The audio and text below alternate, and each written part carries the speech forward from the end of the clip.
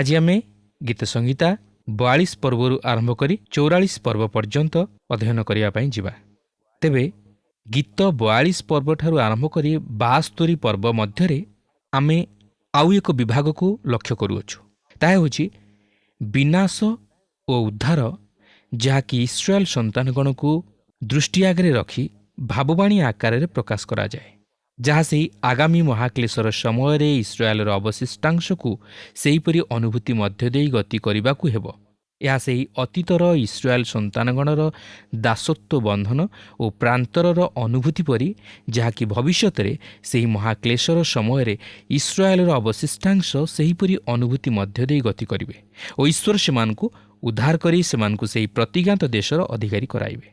उदाहरण स्वरूप गीत 42 पर्व ठारू 48 पर्व मध्य आमे इस्राएलर अवशिष्टांशकर सेहीपरि अवस्था को लक्ष्य करने को जिबा, जहाँकि सेमाने अतीतरे सेही यात्रा पुस्तकर आरंभ समय क्लेश मध्य दे गति करथिले।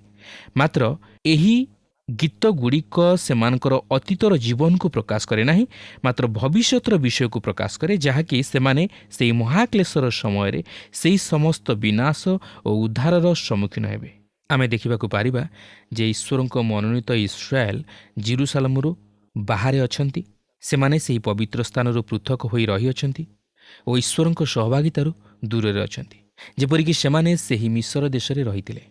एही विभाग मध्यरे आमे देखिबा को पारिबा जे दाऊद सबु गीत लेखि नाहंती, केवल मात्र 19टी गीत एही विभाग मध्यरु लेखि अछंती और 7टी गीत कोरह संतानगणक द्वारा लिखित होई अछि, जो माने कि याजकीय परिवारर अंतर्भुक्त थिले। एही विभागर समस्त जाक गीत भाववाणी संबंधी, जहाँकि जुगांत समय इस्राएल जातिर अवस्था को तथा परिस्थिति को प्रकाश करे एवं एथि सहित मध्य एही सबु आज आमान जीवन पाए मध्य प्रयोज्य। तेबे गीत 42 पर्वर 44 पर्व मध्य प्रकारांतरे मिस्र देश में इस्राएल जाति उपरे फारोर राजत्व को आमे लक्ष्य करने को पारिबा, जहाँकि आगामी महाक्लेशर समय इस्राएल जातिर क्लेश को भाववाणी आकार में प्रकाश करे। गीत 42 और 43 पर्वर मुख्य प्रसंग होछि इस्राएल अवशिष्टांश ईश्वर भयकारी मानकर आकुल क्रंदन। यह गीत दुईटी सेही आगामी महाक्लेशर समय इस्राएल अवशिष्टांश ईश्वर भयकारी मानकर क्लेशर विषय को प्रकाश करे। गीत 42 पर्वटी कोरह संतानगणर मस्किल।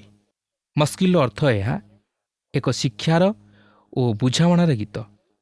आपण जानिथिबे जे इस्राएल संतानगण सेही प्रांतरे भ्रमण करने समय कोरह संतानगण विद्रोह करथिले, कारण सेमाने मूसा और हारणक नेतृत्व पदर अधिकार विरुद्ध रे विद्रोह करिबारु ईश्वर सेमानकु मृत्युदंड रे दंडित करथिले। मात्र सेमानकर पुत्र मानकु छाड़ी देथिले। ईश्वर यह गणना पुस्तक 26 पर्वर 9 पदरु 11 पद मध्य अति स्पष्ट भाव जणाई देइछन्ति। सेमानकर संतान माने ईश्वरंकर सेवक कर्म रे नियुक्ति पाइले। सेमाने होचन्ति सेही लोक जो माने कि एही विभागर प्रथम केतोटी गीत लिखि अछन्ति, जाके अति चमत्कार भाववाणी आकार रे एही गीतटी सेही महाक्लेशर समय एक छवि प्रदान करे, जाके भविष्य में घटिबा पई जाउअछि। 42 पर्वर प्रथम 2 पदरे हिपरि लेखा अछि, हरिणी जेरूप जलस्रोत पाई धकाए, से रूप हे परमेश्वर मो प्राण तुम्भ पाई धकाए। परमेश्वर को निमंते जीवित, परमेश्वर को निमंते मो प्राण तृषित। मु केबे आसी परमेश्वर को छामुरे उपस्थित हेबी। समय आसुअछि जेतेबेले कि इस्राएलिय माने सेमानकर देशरु बहिष्कृत हेबे, सेमाने जीवित परमेश्वर को निमंते तृषित हेबे। हाँ, यह मध्य आज आमानकर जीवन निमंते प्रयोज्य। आमे कोन ईश्वर को निमंते तृषित? आमे कोन ईश्वर को निमंते लालायित? आमे कोन आज से आत्मिक जीवन निमंते तृषित? ना, आज आमे केवल यही जगत विषय नहीं चिंतित। मात्र प्रभु आमानक जीवन रू चाहती जेपरी आमे ताहांकु आमानकर सर्वावस्था सबु समय सबु परिस्थिति रे प्रथम स्थान देउ, ताहांक विषय उद्योगी हो, ताहांक निमंते चिंतित हो, ताहांक वाक्य विषय उद्योगी हो। ताही प्रभु आमानक जीवन रू चाहती। यहाँ पर 3 पदरे लेखा अछि, ମୋହର ଲୋତକ ଦିବାରାତ୍ରି ମୋହର ଭକ୍ଷ୍ୟ ହୋଇଅଛି, କାରଣ ଲୋକମାନେ ନିତ୍ୟ ମୋତେ କହନ୍ତି, ତୁମ୍ଭର ପରମେଶ୍ୱର କାହାନ୍ତି? ଏହା ସେହି ମିଶ୍ର ଦେଶର ଇଟାଭାଟି ନିକଟରେ କ୍ରନ୍ଦନ କରିବା ପରି ହେବ, ଯାହାକି ଭବିଷ୍ୟତରେ ଘଟିବାକୁ ଯାଉଅଛି, ସେହି ମହାକ୍ଲେଶର ସମୟରେ ଘଟିବାକୁ ଯାଉଅଛି। ତୁମ୍ଭର ପରମେଶ୍ୱର କେଉଁଠାରେ ଅଛନ୍ତି? ମସିହ କେତେବେଳେ ଆସୁଅଛନ୍ତି? ଏହାପରେ 8 ଓ 9 ପଦରେ ଏହିପରି ଲେଖା ଅଛି, ତଥାପି ସଦାପ୍ରଭୁ ଦିନବେଳେ ଆପଣା ସ୍ନେହପୂର୍ଣ୍ଣ କରୁଣା ଆଜ୍ଞା କରିବେ, ପୁଣି ରାତ୍ରିକାଳେ ତାହାଙ୍କ ଗୁଣଗାନ ଓ ଆମ୍ଭ ଜୀବନଦାତା ପରମେଶ୍ୱରଙ୍କ ପ୍ରତି ପ୍ରାର୍ଥନା ମୋହର ସଙ୍ଗୀ ହେବ। ମୁଁ ଆପଣା ଶୈଳ ସ୍ୱରୂପ ପରମେଶ୍ୱରଙ୍କୁ କହିବି, ତୁମେ କାହିଁକି ମୋତେ ପାଶୋରିଅଛ? ମୁଁ କାହିଁକି ଶତ୍ରୁର ଦୌରାତ୍ମ୍ୟ ହେତୁ ଶୋକ କରି ବୁଲୁଅଛି? ସେହି ମହାକ୍ଲେଶର ସମୟରେ ଇସ୍ରାଏଲ ଭାବିବ ଯେ ତାହା ଉପରେ ବିନାଶ ଆସି ଉପସ୍ଥିତ, ମାତ୍ର ଈଶ୍ୱର ତାହାଙ୍କୁ ସେହିସବୁରୁ ଉଦ୍ଧାର କରିବେ। ଈଶ୍ୱର ସେମାନଙ୍କୁ ପରିତ୍ୟାଗ କରିବେ ନାହିଁ। ଈଶ୍ୱର ସେମାନଙ୍କୁ ସୁରକ୍ଷା କରିବେ ଏବଂ ସମସ୍ତ ପ୍ରକାର ବିପଦରୁ, କ୍ଲେଶରୁ ସେମାନଙ୍କୁ ଉଦ୍ଧାର କରିବେ। ଆଜି ଆପଣ କ'ଣ ସେହିପରି ଅନୁଭବ କରନ୍ତି କି? ଈଶ୍ୱର ଯେ ଆପଣଙ୍କୁ ଉଦ୍ଧାର କରିଅଛନ୍ତି, ସମସ୍ୟାରୁ ରକ୍ଷା କରିଅଛନ୍ତି, ଆପଣଙ୍କର ଦୁଃଖ ଦୂର କରିଅଛନ୍ତି, ଆପଣଙ୍କର ରୋଗବ୍ୟାଧି ସୁସ୍ଥ କରିଅଛନ୍ତି, ଏହି ଅନୁଭୂତି କ'ଣ ଆଜି ଆପଣଙ୍କର ଅଛି କି? ଆପଣ ତାହା ଅନୁଭବ କରନ୍ତି କି? ମାତ୍ର ଆମମାନଙ୍କ ଜୀବନରେ ଏହି ଅନୁଭୂତି ରହିବା ଆବଶ୍ୟକ। ଏହାପରେ 11 ପଦରେ ଲେଖା ଅଛି, ହେ ମୋହର ପ୍ରାଣ, ତୁମେ କାହିଁକି ଶୋକାକୁଳ ହେଉଅଛ? ପୁଣି ତୁମେ କାହିଁକି ମୋ ଅନ୍ତରରେ ଅସ୍ଥିର ହେଉଅଛ? ତୁମେ ପରମେଶ୍ୱରଙ୍କଠାରେ ଭରସା ରଖ, କାରଣ ମୁଁ ପୁନର୍ବାର ତାହାଙ୍କର ପ୍ରଶଂସା କରିବି।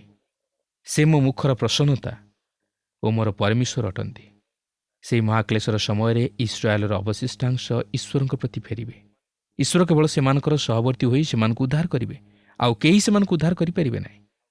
ପ୍ରିୟ ବନ୍ଧୁ, ଆଜି ଆମମାନଙ୍କ ଜୀବନରେ ମଧ୍ୟ ପ୍ରଭୁ ଚାହାନ୍ତି ଯେପରି ଆମେ ପାପରୁ ଉଦ୍ଧାର ପାଉ, ଯେପରି ଆମେ ସେହି ବିନାଶର ପଥରେ ଅଗ୍ରସର ନ ହେଉ। କିନ୍ତୁ ଆମେ ଯଦି ନିଜର ଜୀବନ ପାଇଁ ସତର୍କ ନ ହେବା, ନିଜର ଜୀବନକୁ ସେହି ବିନାଶରୁ ରକ୍ଷା କରିବା ନିମନ୍ତେ ଚିନ୍ତା ନ କରିବା, ଚେଷ୍ଟା ନ କରିବା, ତାହେଲେ ସମୟ ଆସିବ ଆମମାନଙ୍କୁ କେହି ଉଦ୍ଧାର କରିପାରିବେ ନାହିଁ। ଏହି ଜଗତରେ କେହି ନାହିଁ ଯିଏକି ଆମମାନଙ୍କୁ ପାପରୁ ଉଦ୍ଧାର କରିପାରିବ, କେବଳ ପ୍ରଭୁ ଯୀଶୁଙ୍କ ବ୍ୟତୀତ। ତେଣୁ ଆସନ୍ତୁ, ଜୀବନର ସମସ୍ତ ସମସ୍ୟାରେ, ଦୁଃଖରେ, ଅଭାବରେ ବ୍ୟତିବ୍ୟସ୍ତ ନ ହୋଇ ସେହି ପ୍ରଭୁ ଯୀଶୁଙ୍କଠାରେ ବିଶ୍ୱାସ କରୁ ଏବଂ ନିଜର ଜୀବନକୁ ସମୀକ୍ଷା କରୁ। ନିଜର ଆତ୍ମିକ ଜୀବନର ସ୍ଥିତି କେଉଁପରି ଅବସ୍ଥାରେ ଅଛି ତାହା ଜାଣିବା ପାଇଁ ଚେଷ୍ଟା କରୁ। ଆସନ୍ତୁ ଏହାପରେ ଗୀତ 43 ପର୍ବ ମଧ୍ୟକୁ ଯିବା। ଏହି ଗୀତ 43 ଗୀତ 42 ସହିତ ଅତି ଘନିଷ୍ଠ ଭାବେ ଜଡ଼ିତ। ସେହି ଈଶ୍ୱର ଭୟକାରୀ ଇସ୍ରାଏଲର ଅବଶିଷ୍ଟାଂଶ ଈଶ୍ୱରଙ୍କୁ ଡାକ ପକାଇବେ, ଯେପରି ଈଶ୍ୱର ସେମାନଙ୍କ ତରଫରୁ ସେମାନଙ୍କର ଉଦ୍ଧାର ସାଧନ କରିବେ।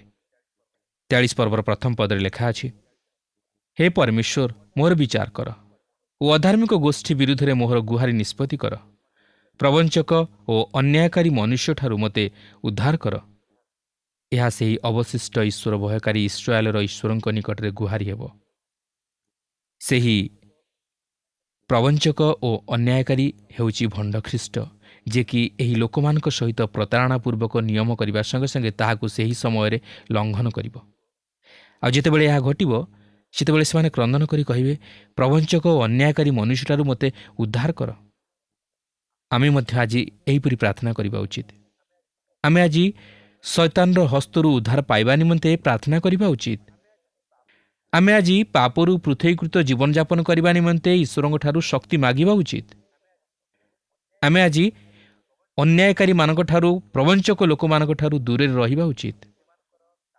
ଆମେ ସେମାନଙ୍କର କାର୍ଯ୍ୟକଳାପକୁ ଅନୁକରଣ କରିବା ଉଚିତ ନୁହେଁ।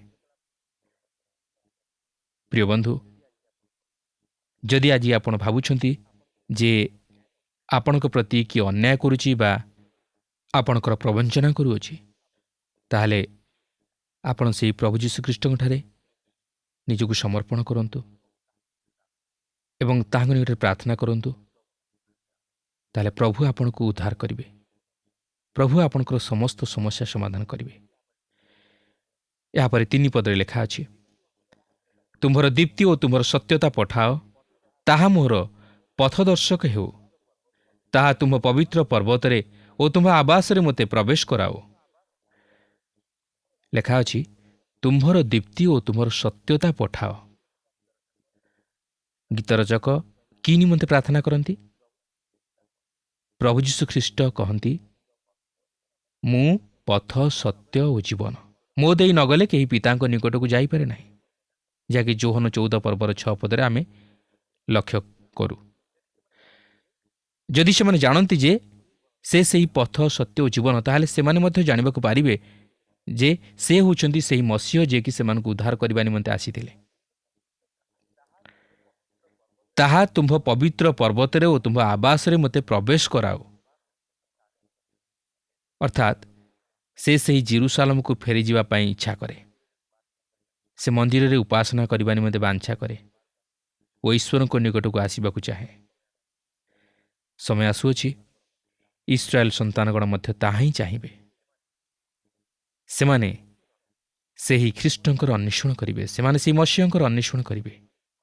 ସେମାନେ ତାହାଙ୍କ ନିକଟକୁ ଫେରି ଆସିବେ, ସେମାନେ ତାହାଙ୍କ ମନ୍ଦିରରେ ଉପାସନା କରିବେ। ପ୍ରିୟ ବନ୍ଧୁ, ଆଜି ଆମେ ଏହି ଜଗତରେ ଅଛୁ, ମାତ୍ର ଆମେ କ'ଣ ଈଶ୍ୱରଙ୍କର ଉପାସନା ନିମନ୍ତେ ଉଦ୍ଯୋଗୀ? ଈଶ୍ୱରଙ୍କ ନିକଟରେ ସହଭାଗିତା ସ୍ଥାପନ କରିବା ପାଇଁ ଉଦ୍ଯୋଗୀ? ଆମେ କ'ଣ ଈଶ୍ୱରଙ୍କର ନିକଟକୁ ଫେରିଆସିବା ପାଇଁ ମନୋଯୋଗୀ? ମାତ୍ର ଯଦି ଆମେ ଇଚ୍ଛା ନ କରୁ, ଈଶ୍ୱରଙ୍କର ନିକଟବର୍ତ୍ତୀ ନ ହେଉ, ଆମେ କେବେ ହେଲେ ଉଦ୍ଧାର ପାଇପାରିବା ନାହିଁ। 5 ପଦରେ ଲେଖା ଅଛି, ହେ ମୋହର ପ୍ରାଣ, ତୁମେ କାହିଁକି ଶୋକାକୁଳ ହେଉଅଛ ଓ ତୁମେ କାହିଁକି ମୋ ଅନ୍ତରରେ ଅସ୍ଥିର ହେଉଅଛ? ପରମେଶ୍ୱରଙ୍କଠାରେ ଭରସା ରଖ, କାରଣ ମୁଁ ପୁନର୍ବାର ତାହାଙ୍କର ପ୍ରଶଂସା କରିବି। ସେ ମୋ ମୁଖର ପ୍ରସନ୍ନତା ଓ ମୋର ପରମେଶ୍ୱର ଅଟନ୍ତି। ସେମାନଙ୍କର ପ୍ରାର୍ଥନାର ଉତ୍ତର ସେମାନେ ପାଇବେ ଓ ସେମାନଙ୍କର ମସିହ ଆଗମନ କରିବେ। ସେହି ସମୟରେ ଜିଜିକାଲ ଭବିଷ୍ୟତ ବକ୍ତାଙ୍କର ଭାବବାଣୀ ମଧ୍ୟ ସଫଳ ହେବ।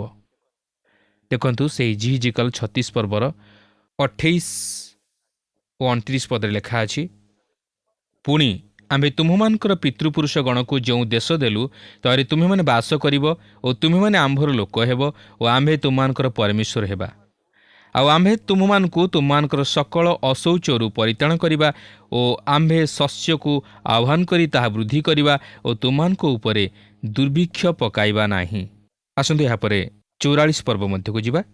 ଏହି ପର୍ବରେ ସେହି ମହାକ୍ଲେଶର ସମୟରେ ଇସ୍ରାଏଲର ପ୍ରାର୍ଥନାର ବିଷୟ ଆମେ ଲକ୍ଷ୍ୟ କରିବାକୁ ପାରିବା। ଏହା ସେହି କୋରହ ସନ୍ତାନଗଣର ଗୀତ। ଏହା ମସିହଙ୍କର ଏହି ଜଗତକୁ ଆଗମନ କରି ସେମାନଙ୍କୁ ଉଦ୍ଧାର କରିବା ପୂର୍ବରୁ ଏହା ସେମାନଙ୍କର ଅନ୍ତିମ ଅନୁଭୂତି ହେବ।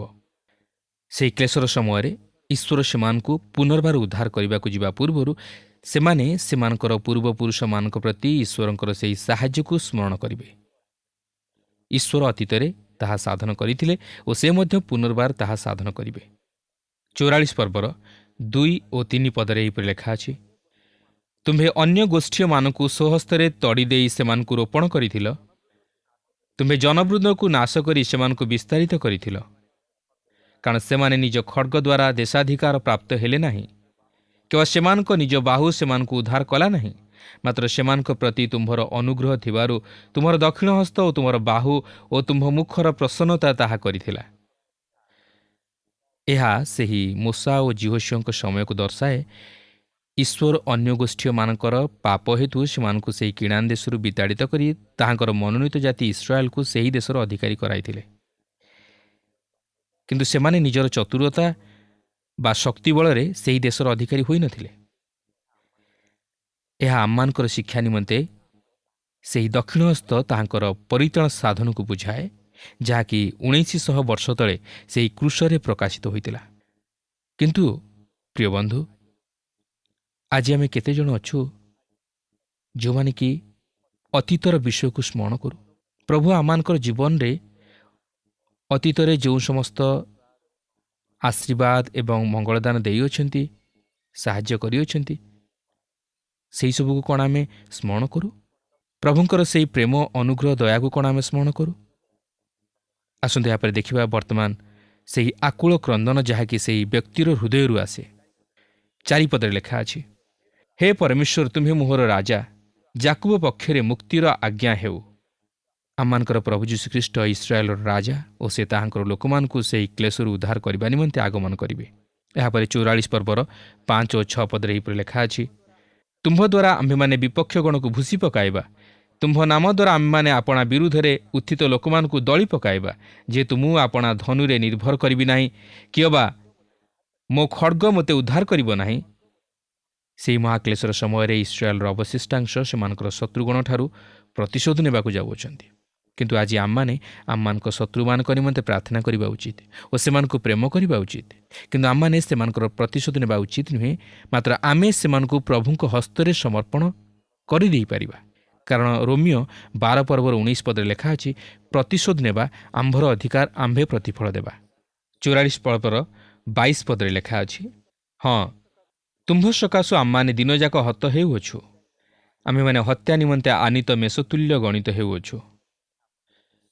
ଏହା ମଣ୍ଡଳୀକୁ ବୁଝାଏ ନାହିଁ, ମାତ୍ର ସେହି ଅବଶିଷ୍ଟାଂଶ ଇସ୍ରାଏଲୀୟମାନଙ୍କୁ ଦର୍ଶାଏ ଯେଉଁମାନେ ସେହି କ୍ଲେଶର ସମ୍ମୁଖୀନ ହେବେ। ଏହାପରେ 44 ପର୍ବର 23 ପଦରେ ଲେଖା ଅଛି, ଜାଗ ହେ ପ୍ରଭୁ, ତୁମେ କାହିଁକି ନିଦ୍ରିତ ହେଉଅଛ? ଉଠ, ଆମମାନଙ୍କୁ ସଦାକାଳ ଦୂର କର ନାହିଁ। ଏହା ପ୍ରକୃତିରେ ଇସ୍ରାଏଲର ଅବଶିଷ୍ଟାଂଶଙ୍କର ମହାକ୍ଲେଶ ତଥା ତାଡ଼ନାର ବିଷୟକୁ ପ୍ରକାଶ କରେ, ଯେଉଁଥିପାଇଁ ସେମାନେ ଈଶ୍ୱରଙ୍କ ନିକଟରେ ଆର୍ତ୍ତସ୍ୱର କରିବେ। କାରଣ ଈଶ୍ୱର ଘୁମାନ୍ତି ନାହିଁ କି ନିଦ୍ରା ଯାଆନ୍ତି ନାହିଁ, ମାତ୍ର ସେମାନଙ୍କର କ୍ଲେଶ ଅତିଶୟ ହେବ, ଯଦ୍ୱାରା ସେମାନଙ୍କର ସହ୍ୟ କରିବାର ସୀମା ଲଙ୍ଘନ କରିବ। ମାତ୍ର ଈଶ୍ୱର କେବଳ ସେମାନଙ୍କୁ ସେହି ସମୟରେ ଉଦ୍ଧାର କରିବେ, ସେ ସେମାନଙ୍କୁ ପରିତ୍ୟାଗ କରିବେ ନାହିଁ। ଏହାପରେ 44 ପର୍ବର 24 ପଦରୁ 26 ପଦ ମଧ୍ୟରେ ଆମେ ଦେଖୁଛୁ ଯେ ସେହି ମହାକ୍ଲେଶର ଅନ୍ଧକାରମୟ ସମୟ ମଧ୍ୟରୁ ଅବଶିଷ୍ଟ ଇସ୍ରାଏଲର ଆର୍ତ୍ତସ୍ୱର ଈଶ୍ୱରଙ୍କ ଦୟା ସିଂହାସନକୁ ଟଳାଇ ଦେବ, ଯଦ୍ୱାରା ସେ ସେମାନଙ୍କୁ ଉଦ୍ଧାର କରିବେ ଓ ସେହି ପ୍ରତିଜ୍ଞାତ ଦେଶର ଅଧିକାରୀ କରାଇବେ। ଏହା ଏକ ସାହାଯ୍ୟ ତଥା ନ୍ୟାୟ ବିଚାର ପାଇବାର ପ୍ରାର୍ଥନା ହେବ। ପ୍ରିୟ ବନ୍ଧୁ, ଏହା ଯଦିଓ ବିଶେଷ କରି ସେହି ମହାକ୍ଲେଶର ସମୟରେ ଇସ୍ରାଏଲର ଅବଶିଷ୍ଟାଂଶଙ୍କ ପ୍ରତି ଘଟିବାକୁ ଯାଉଅଛି, ମାତ୍ର ଏଥିରୁ ଆମମାନଙ୍କ ଜୀବନ ନିମନ୍ତେ ଶିକ୍ଷା ରହିଅଛି। କାରଣ ସେହି ପ୍ରଭୁ ଯୀଶୁଖ୍ରୀଷ୍ଟ ପ୍ରଭୁମାନଙ୍କର ପ୍ରଭୁ ଓ ରାଜାମାନଙ୍କର ରାଜା ହୋଇ ଏହି ଜଗତକୁ ପୁନର୍ବାର ଆଗମନ କରିବାକୁ ଯାଉଅଛନ୍ତି ଓ ସେ ପ୍ରଥମେ ତାହାଙ୍କର ଆଶ୍ରିତ ବା ଖ୍ରୀଷ୍ଟାଶ୍ରିତ ବିଶ୍ୱାସୀ ମଣ୍ଡଳୀକୁ ଗ୍ରହଣ କରିବେ। କିନ୍ତୁ ଆମ୍ଭେମାନେ କ'ଣ ତାହାଙ୍କ ଦ୍ୱାରା ଗୃହୀତ ହେବା ନିମନ୍ତେ ପ୍ରସ୍ତୁତ ଅଛୁ କି? ପ୍ରଭୁ ଯୀଶୁଖ୍ରୀଷ୍ଟ ଯେତେବେଳେ ଜଗତକୁ ଆଗମନ କରିବେ, ସେତେବେଳେ ସେ ସେହି ମହାକ୍ଲେଶ ଘଟିବା ପୂର୍ବରୁ ତାଙ୍କର ଖ୍ରୀଷ୍ଟ ବିଶ୍ୱାସୀ ମଣ୍ଡଳୀକୁ ସେ ମଧ୍ୟାକାଶକୁ ନେଇଯିବେ। ଆଉ ସେଠାରେ ସେ ବିଶ୍ୱାସୀ ମଣ୍ଡଳୀ ସହିତ ମିଳିତ ହୋଇ ସେମାନେ ଊର୍ଦ୍ଧ୍ୱକୁ ଗମନ କରିବେ। ତେଣୁ ପ୍ରିୟ ବନ୍ଧୁ, ପ୍ରଭୁ ମଧ୍ୟ ଆମମାନଙ୍କୁ ସୁରକ୍ଷା ଦେବା ପାଇଁ ଯାଉଅଛନ୍ତି। ସେ ଯେ କେବଳ ଇସ୍ରାଏଲକୁ ରକ୍ଷା କରିବେ ତାହା ନୁହେଁ, ସେ ଆମମାନଙ୍କ ପରି ବିଶ୍ୱାସୀମାନଙ୍କୁ ମଧ୍ୟ ରକ୍ଷା କରିବେ। ଯେଉଁମାନେ ତାଙ୍କଠାରେ ବିଶ୍ୱାସ କରିଥିବେ, ଯେଉଁମାନେ ତାହାଙ୍କ ନିମନ୍ତେ ସମସ୍ତ କ୍ଲେଶ ସହ୍ୟ କରିଥିବେ, ଯେଉଁମାନେ ତାହାଙ୍କ ନିମନ୍ତେ ପ୍ରସ୍ତୁତ ଜୀବନଯାପନ କରିଥିବେ, ସେମାନେ ତାହାଙ୍କ ନିକଟରେ ଗୃହୀତ ହେବେ। ଏହା କୌଣସି କାଳ୍ପନିକ ବିଷୟ ନୁହେଁ, ଏହା ସତ୍ୟ ଘଟଣା। କାରଣ ପ୍ରଭୁ ଯୀଶୁ ଯେଉଁପରି ଭାବରେ ଏହି ଜଗତକୁ ପ୍ରଥମ ଥର ଆଗମନ କଲେ, ଆଉ ଠିକ୍ ସେ ସେହି ପ୍ରକାର ଭାବେ ସେ ଭାବବାଣୀ ଅନୁଯାୟୀ ସେ ଦ୍ୱିତୀୟ ଆଗମନ କରିବେ। ପ୍ରଭୁ ଶ୍ରୀଖ୍ରୀଷ୍ଟଙ୍କର ଏହି ଜଗତକୁ ପ୍ରଥମ ଆଗମନ ନେଇ ଭାବବାଣୀ ପ୍ରଦାନ କରାଯାଇଥିଲା, ମାତ୍ର ଲୋକମାନେ ତହିଁରେ ବିଶ୍ୱାସ କଲେ ନାହିଁ। କିନ୍ତୁ ପ୍ରଭୁ ଯୀଶୁ ଆସିଲେ, ସେ ଜନ୍ମଗ୍ରହଣ କଲେ, ଆଉ ତାଙ୍କର ଲୋକମାନେ ତାହାଙ୍କୁ ଗ୍ରହଣ କରିପାରିଲେ ନାହିଁ। କିନ୍ତୁ ଯେଉଁମାନେ ପ୍ରସ୍ତୁତ ଥିଲେ, ସେମାନେ ତାହାଙ୍କ ସହିତ ସାକ୍ଷାତ କରିପାରିଲେ, ସେମାନେ ତାହାଙ୍କୁ ଗ୍ରହଣ କଲେ, ସେମାନେ ତାହାଙ୍କୁ ଚିହ୍ନି ପାରିଲେ। ଆଉ ଠିକ୍ ସେହି ପ୍ରକାର ଭାବେ ତାଙ୍କର ଭାବବାଣୀ ଅନୁଯାୟୀ ପ୍ରଭୁ ଶ୍ରୀଖ୍ରୀଷ୍ଟ ପୁନର୍ବାର ଜଗତକୁ ଆଗମନ କରୁଅଛନ୍ତି ଜଗତର ବିଚାର କରିବା ପାଇଁ। ଆଉ ସେ ତାହାଙ୍କର ଲୋକମାନଙ୍କୁ ମଧ୍ୟ ତାଙ୍କ ସହିତରେ ଊର୍ଦ୍ଧ୍ୱକୁ ନେଇଯିବେ। କିନ୍ତୁ ସେଥିନିମନ୍ତେ କ'ଣ ଆମେ ଯୋଗ୍ୟ କି? ଆଜି ଆମେ ନିଜ ନିଜକୁ ପ୍ରଶ୍ନ କରୁ, ପଚାରୁ ଯେ ଆଜି ଯଦି ପ୍ରଭୁ ଯୀଶୁ ଏହି ଜଗତକୁ ଆଗମନ କରିବେ, ତାହେଲେ ମୁଁ କ'ଣ ତାହାଙ୍କ ନିକଟରେ ଗୃହୀତ ହୋଇପାରିବି କି? ମୁଁ କ'ଣ ସେ ପ୍ରକାର ଭାବେ ପ୍ରସ୍ତୁତ ଜୀବନଯାପନ କରୁଅଛି? ପ୍ରିୟ ବନ୍ଧୁ, ଆଜି ମଧ୍ୟ ସୁଯୋଗ ରହିଅଛି। ଆମମାନେ ଏହି ସୁଯୋଗର ସଦ୍ବ୍ୟବହାର କରୁ। ସୁଯୋଗ ଥରେ ଆସେ, ସବୁବେଳେ ଆସେ ନାହିଁ। ତା ଛଡ଼ା ଆମମାନଙ୍କ ଜୀବନ ପାଇଁ କେତେବେଳେ କ'ଣ ଘଟିବ ତାହା ମଧ୍ୟ ଆମେ କହିପାରିବା ନାହିଁ। କେଉଁ ମୁହୂର୍ତ୍ତରେ ଆମମାନଙ୍କୁ ଏ ଜଗତ ପରିତ୍ୟାଗ କରିବାକୁ ହେବ ତାହା ମଧ୍ୟ ଆମେ ଜାଣୁନା। ତେଣୁ ଆସୁ ଆମମାନେ ଜୀବନର ପ୍ରତି ଅବସ୍ଥାରେ ତାହାଙ୍କ ନିମନ୍ତେ ପ୍ରସ୍ତୁତ ଜୀବନଯାପନ କରିବା ପାଇଁ ଚେଷ୍ଟା କରୁ। ତାହେଲେ ତାହାଙ୍କର ଆଗମନ ସମୟରେ ଆମେ ତାହାଙ୍କ ନିକଟରେ ଗୃହୀତ ହୋଇପାରିବା। ପ୍ରଭୁ ପ୍ରତ୍ୟେକଙ୍କୁ ଆଶୀର୍ବାଦ କରନ୍ତୁ।